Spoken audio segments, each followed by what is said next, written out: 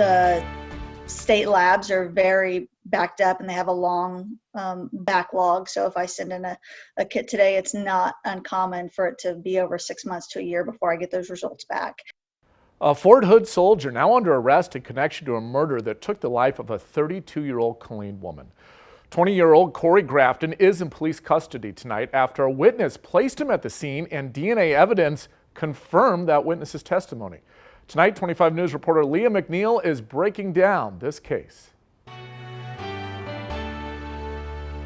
On June 3rd of 2019, first responders tried to save Chelsea Cheatham, who was found unconscious at a hotel in Killeen. But those life-saving efforts weren't enough. Though law enforcement has not released how she died, an autopsy ruled Cheatham dead a homicide. She was also a victim of a sexual assault. DNA and forensic evidence were sent off to the crime lab for analysis. An almost year-and-a-half long wait now over. But why did this take so long? Because every single case has to be processed in a very methodical manner to ensure that there are no errors, especially on the scientific end.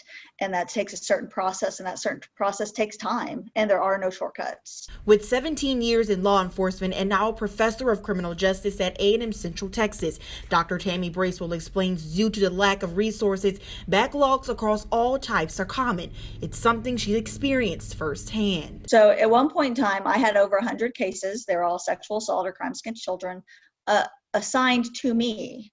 It was through no fault of anyone else. It was through no fault of a supervisor. It was through no fault of any other investigator. Bracewell says each case has to be analyzed, checked, and rechecked again, especially when dealing with DNA evidence. The revolving door of homicides, murders, sexual assault cases only makes the problem worse. Even if you have 25 sexual assault cases, there's no way that you can work all 25 adequately.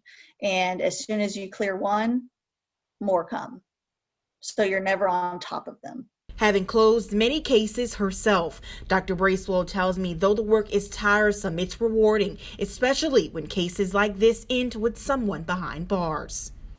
KPD sending a special thanks to the Texas Rangers and their Sexual Assault Kit Initiative program, which was one of the driving forces behind this case finally getting someone behind bars. In Killeen, Leah McNeil, 25 News. Leah, thank you. Now, 25 News did reach out to Fort Hood, but we have yet to hear back tonight.